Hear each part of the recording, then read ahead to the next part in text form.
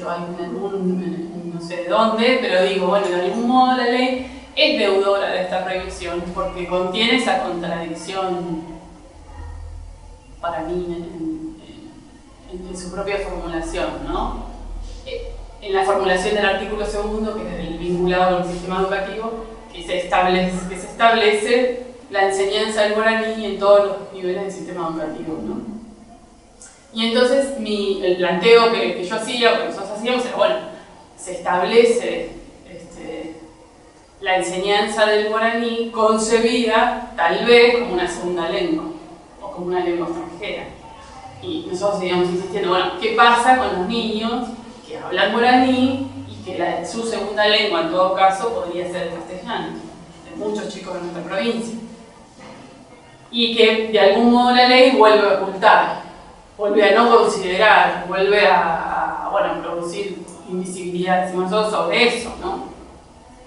De nuevo, los niños hablantes de guaraní parece que, ¿no? Incluso, ustedes lo escucharán, incluso los defensores del guaraní, los que se llaman a sí mismos de ese modo, también en sus planteos se mueven a que defender el guaraní, que está desapareciendo, o que ya desapareció, digamos, en su propia defensa, alegan lo que yo llamo el discurso de la prohibición, ¿no? Digamos, configurar toda una situación de representación o de imaginario que hace que todos nos convenzamos que, bueno, acá no hablamos más guaraní, entonces empiezan los lingüistas con los talleres de revitalización de la lengua, porque en una provincia donde vos tenés chicos de 4, siempre digo ese ejemplo, ¿no?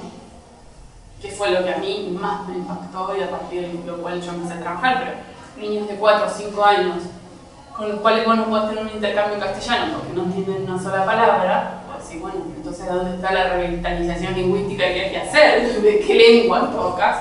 Yo, a pesar de la parte oficial, te digo, mi convicción es que ya con la aparición de la ley ha sido un grito de libertad en la escuela.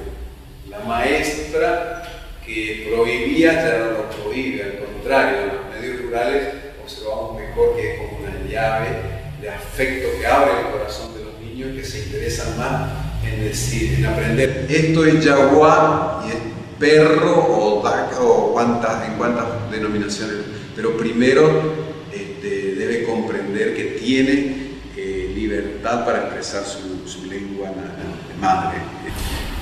La ley 5.598, el hito que tiene es fundamentalmente de incorporar la obligatoriedad de la lengua guaraní como lengua oficial alternativa. ¿Esto qué quiere decir?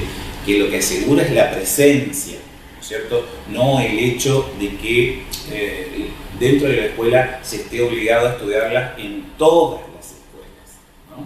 Lo que la lengua hace es justamente colocarla como oferta educativa en las zonas de lenguas en contacto. Y la otra cosa que hace la ley 5.598 también es habilitar espacios para que se cree un área, una coordinación que trabaje exclusivamente sobre la lengua guaraní, como es el caso que se ha creado el programa intercultural bilingüe de guaraní dentro de la órbita de la Dirección de Enseñanza Superior.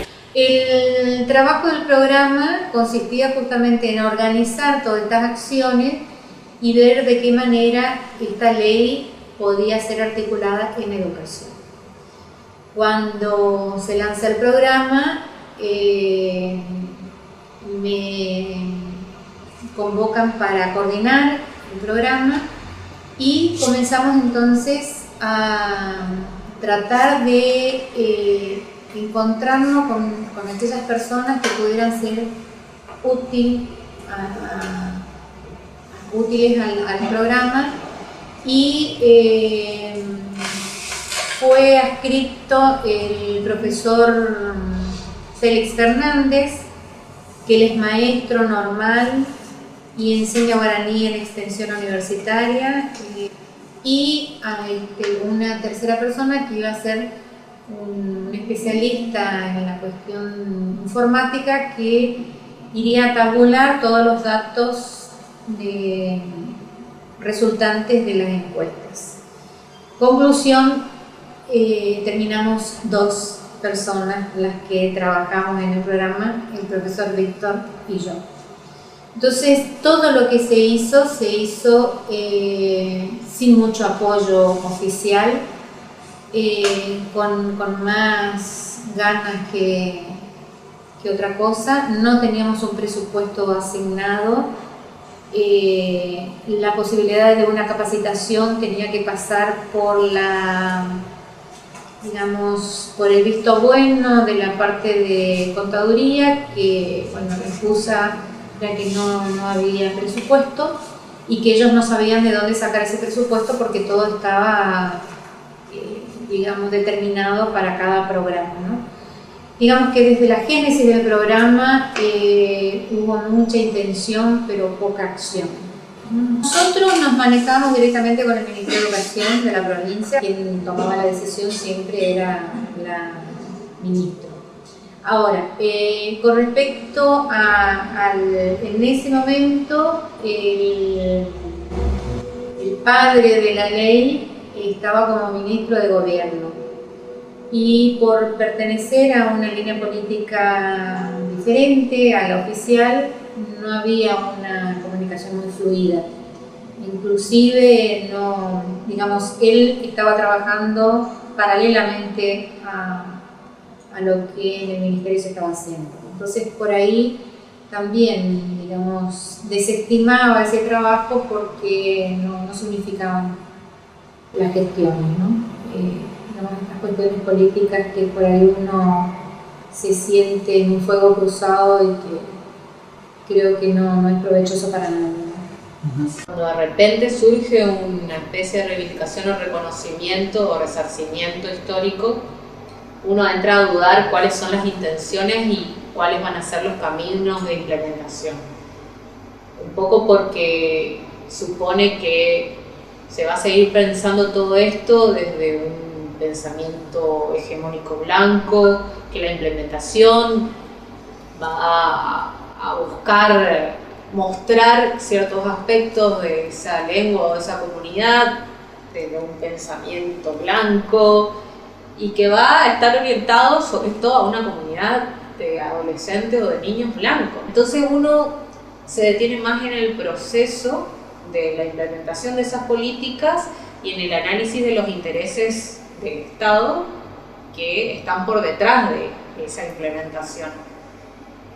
Y en ese sentido es que uno busca darle algo de crédito por lo menos por el paso positivo hacia una reivindicación, pero con ciertos atenuantes de decir con qué intenciones, a quiénes se han consultado, cuáles van a ser los medios económicos, políticos, sociales que se van a destinar, culturales que se van a destinar a ese proyecto y cuáles van a ser los alcances.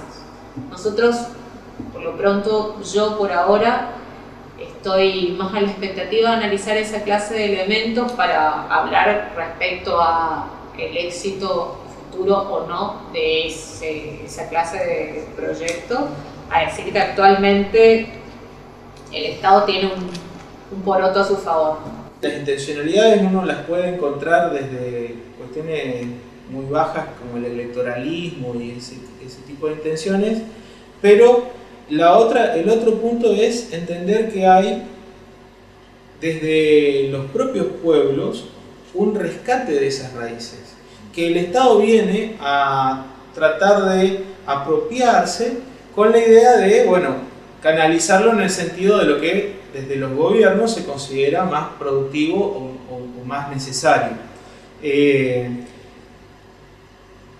En Corrientes, el guaraní nunca dejó de ser una lengua viva. Todo lo contrario, hoy hay una lengua guaraní correntina que tiene particularidades con respecto a lo que se habla fuera de la provincia, fuera del país, inclusive en otras comunidades que han por ahí mantenido muy cerrado su espectro de relaciones. Entonces, en el pueblo correntino, en la comunidad, en la sociedad, el guaraní es un rasgo de identidad, un rasgo de identidad, un rasgo rasgo de identidad.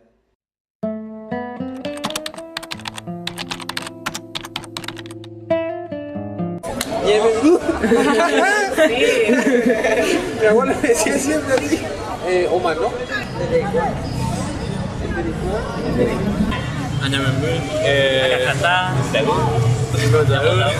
Claro. Va de Paricó, por ahí te Jandé, por ahí te Tuchere Cairo. Va de Paricó, por ahí te Jandé. El Jaguar, ¿ese no? Ah, sí, el otro creo que... ¿Te Potí ese que vieron? Sí, yo me acuerdo de mi abuelo decía, ¡te Potí, más de vos! No sabemos capaz del significado en sí, pero trabajamos muy seguido con también. Claro, no hay demasiadas palabras que conozcamos porque no es algo que escuchemos mucho tampoco, ¿ves? Es algo que se perdió mucho. En el anterior hay mucho más. Yo coapo, ni para acá, ni. A veces no mi papá eso, cuando están mal. No, porque yo le pregunto qué significa. Cuando mi madre habla con otra persona guaraní y yo le digo, mamá, no hables así porque no te entiendo, o explícame, o decime qué significa tal o cual palabra. Sí, mi abuela sí, no entiende. Sí, ya. Apenas si entiendo español. Sí, hay veces que la usan, pero así en joda. Al recorrer la ciudad, cada paso da cuenta de la presencia de lo guaraní en nuestra historia y vida cotidiana. Valorarla y observar nuestro día a día como el espejo de lo que somos son las bases imprescindibles para asegurar el progreso de nuestra sociedad. Cuando se lanzó el programa, creo que la gente tomó conciencia de que el guaraní comenzaba a ocupar otros espacios que no eran solamente esos espacios domésticos, ¿no? Digamos, o familiares. Y aún así creo que hay una resistencia generalizada en pensar el guaraní como algo que puede, digamos, siempre esas variables, ¿no?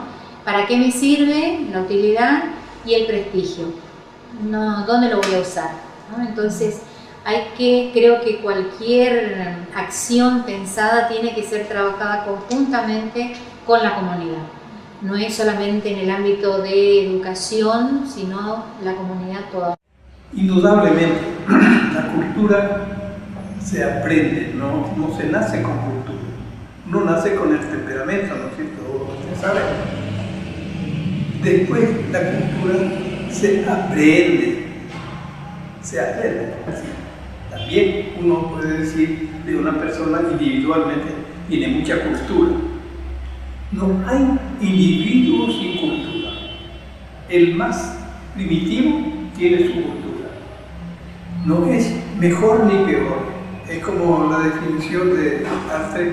Cada individuo es lo que es uno, distinto al otro. Ni mejor ni peor, distinto. Si fuéramos uniformes, ¿qué sería de nosotros? Así también los pueblos, las comunidades se distinguen uno de otro. Y ahí es donde está la más amplia acepción de la palabra cultura, porque la cultura de un pueblo, la unión de muchos distintos que tienen un denominador común que se llama cultura, su manera de ser, su identidad. Los guaraníes, la zona guaranítica tiene su identidad guaranítica, con la impronta guaranítica, la inclusión o aculturación o predominio, lo que sea, como quiera tomarlo, del español y después de los distintos inmigrantes.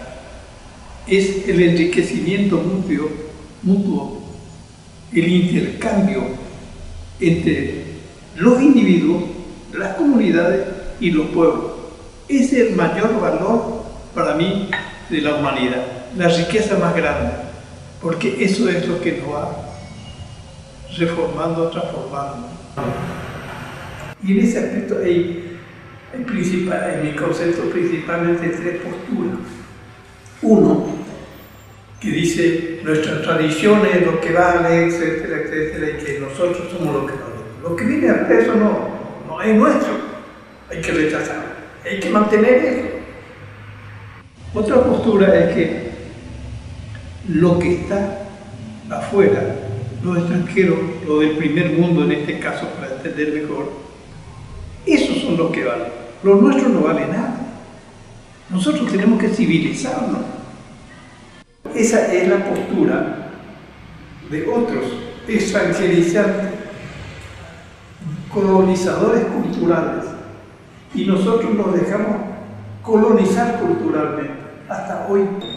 Y hay otra postura intermedia, más conciliadora, más humanista, que dice, todo tiene su valor. Los de aquí, cuando no sirven más, desechamos. Y los de afuera,